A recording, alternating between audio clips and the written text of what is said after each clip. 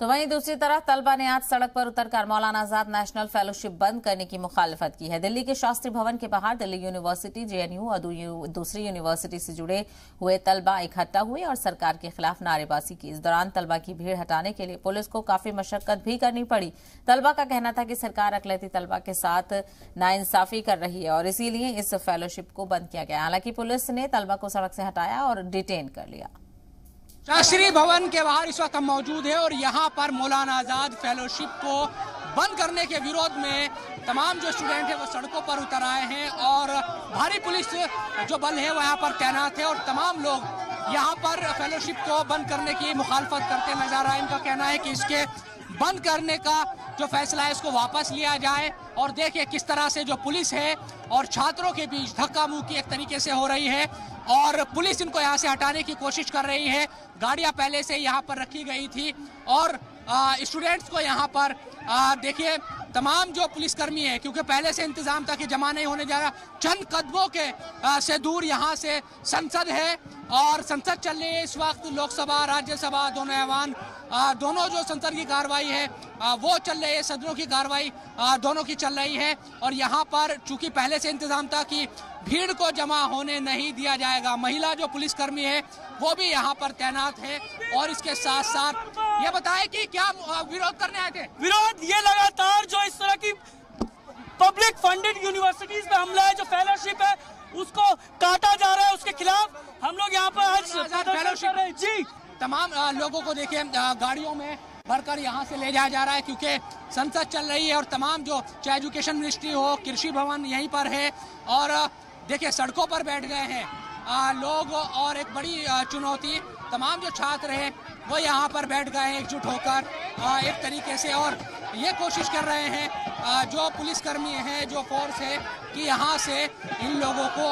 हटाया जाए। तो Maulana Azad fellowship education ministry के खिलाफ नारेबाजी यहाँ पर हो रही है और तमाम जो छात्र हैं, इसमें जेएनयू हो या फिर दिल्ली यूनिवर्सिटी की बात करें, अलग अलग यूनिवर्सिटी से छात्र यहाँ पर आए हुए हैं। किस बात की मुखालफत कर रही हैं? मौलाना आजाद नेशनल स्कॉलरशिप को जो उन्होंने बोला है डिसकंटिन्यू करने के लिए, इसको कंटिन्यू करें। फोर्स और छात्रों के दरमियान काफी धक्का मुक्की यहाँ पर बढ़ती नजर आ रही है। कोशिश की जा रही है फोर्स के जरिए कि इन लोगों को सड़क से हटाया जाए। सामने एक तरीके से बैरिकेड्स लगाए गए हैं और जो शास्त्री भवन है, क्योंकि कई मिनिस्ट्री यहाँ पर चलती है, एजुकेशन मिनिस्ट्री की बात करते हैं या दूसरी जो मंत्रालय हैं, बैरिकेड्स देखिए। संसद बिल्कुल करीब है, चंद कदमों की दूरी पर। आप जेएनयू से आए? कहाँ से आप लोग आए? जेएनयू से आए। किस तरह की मुखालफत दर्ज कराया, क्योंकि पुलिस तो बैठने नहीं देगी आप लोगों को? पुलिस ये प्रतिरोध का उदाहरण, ये कितनी बार नहीं बैठने देगा। जब नॉन-नेट फेलोशिप को स्मृति ईरानी जी ने बंद किया था, हमने 3 महीने दिल्ली की कटकटाती ठंड में यूजीसी के पास प्रोटेस्ट किया था और स्मृति ईरानी जी को हमारे आगे हारना पड़ा था। पुलिस तो बैठने नहीं देती, सरकार सड़कों पर बैठने नहीं देती आप लोगों को। देखिए सीधी सी बात है, सरकार हाशिए के समुदाय से आने वाले छात्रों के अधिकारों को खत्म करना चाहती है, जिसके हम एकदम खिलाफ हैं और इसके लिए हम लड़ते रहेंगे और उसके लिए हमारी लड़ाई जारी रहेगी। कोई भी अब आने जाने की यहाँ पर किसी को भी यहाँ परमिशन नहीं, एक तरीके से कोई गाड़ी यहाँ नहीं आ सकती, तो मंत्रालयों का जो काम है उस पर असर पड़ जाता है। इसीलिए यहाँ पर बैरिकेड्स आपको नजर आएंगे और चेतावनी बाकायदा यहाँ पर लिखी हुई है कि यहाँ पर धारा 144 लागू है और यहाँ किसी भी तरह का प्रदर्शन नहीं किया जा सकता, कानूनी कार्रवाई की जाएगी। ये तमाम जो हालात है वो इस वक्त यहाँ पर बने हुए हैं। छात्र अपनी जो प्रदर्शन है वो कर रहे हैं और पुलिस से ये कोशिश कर रही है कि सड़कों पर छात्रों को जमा ना होने दिया जाए। मीडिया के लिए दिल्ली से मैं शोएब रजा। तो आपने देखा, एक तरफ सदन में हंगामा किया गया, इस मामले को उठाया गया, तो दूसरी तरफ सड़कों पर क्या कुछ नजारा रहा। मजीद जानकारी के साथ हमारे नुमाइंदे शोएब रजा हमारे साथ जुड़ रहे हैं। शोएब रजा, ये पहली बार नहीं हो रहा है, इस तरह के मुतालबों को लेकर कई बार हमने देखा है कि जो तलबा है, जो स्टूडेंट्स हैं, वो सड़कों पर उतरे हैं, लेकिन उनको इसी तरह पुलिस की जानिब से उठाकर ले जाया जाता है। बिल्कुल देखिए शहबा, जिन दिनों में पार्लियामेंट चलती है, संसद चलती है, उन दिनों में यकीनन जो चुनौतियां हैं वो बहुत ज़्यादा बढ़ जाती है। और हमने देखा कि मौजूदा सत्र में ही ये जानकारी संसद में दी गई। एक सवाल के जवाब में जब पूछा गया था कि मौलाना आज़ाद जो फेलोशिप है उसको लेकर, तो सरकार की तरफ से कहा गया था कि 2022-23 यानी कि इस साल से इसको बंद कर दिया गया है, क्योंकि ये ओवरलैप करती है दूसरी स्कीमों को एक तरीके से। तो सरकार की तरफ से जब ये तर्क दिया गया, यकीनन तब तक जो स्टूडेंट्स हैं जिनको ये फेलोशिप मिल रही थी, ख़ासतौर पर जो माइनॉरिटीज़ से जुड़े हुए तलबा हैं, वो ये सोच रहे थे पिछले जब 7-8 महीने से जो स्कॉलरशिप नहीं आ रही थी कि हो सकता है कि एक साथ सब आए, और या हो सकता है कि सरकार को किसी तरह की दिक्कत ना हो, लेकिन उनको अंदाज़ा नहीं था कि पूरी तरह से इसको बंद कर दिया जाएगा। अब जब चूंकि बंद कर दिया गया है और सरकार की तरफ से ये दलील दी गई है कि ओवरलैप कर रही थी इसलिए इसको बंद किया गया, तो उन तमाम तलबा को एक झटका लगा है जो हायर एजुकेशन कर रहे हैं या उसके जो ख्वाब है वो देख रहे हैं, क्योंकि चाहे एमफिल हो या पीएचडी हो, माइनॉरिटी से जुड़े हुए जो तलबा है उन तमाम तलबा को ये फेलोशिप दी जाती थी।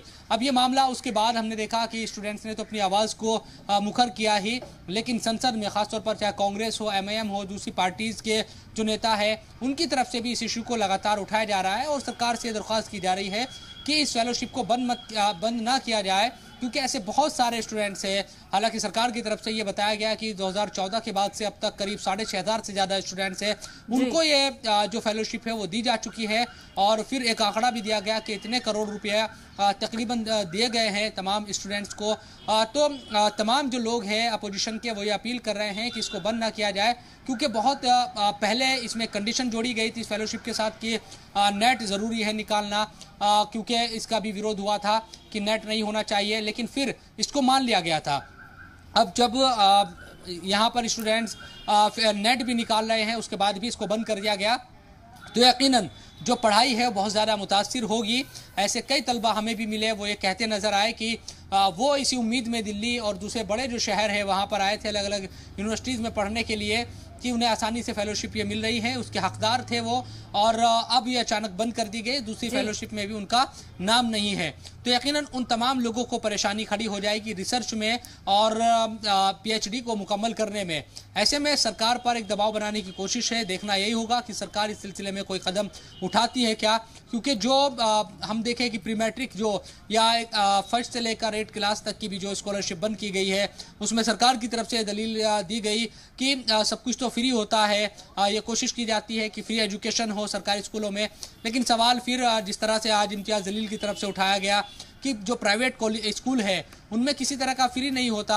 हालांकि गरीब बच्चों को बहुत एक परसेंटेज सरकार की तरफ से रखी गई है कि उतने परसेंट जो गरीब बच्चे हैं उनको प्राइवेट स्कूलों में भी दाखिला देना ज़रूरी है। तमाम जो अच्छे स्कूल हैं उनमें भी वो लोग पढ़ते हैं, लेकिन ऐसे भी बहुत सारे बच्चे हैं जो मिडिल क्लास के हैं, ना तो वो गरीब की श्रेणी में आते हैं और ना ही वो अमीर है, और वो प्राइवेट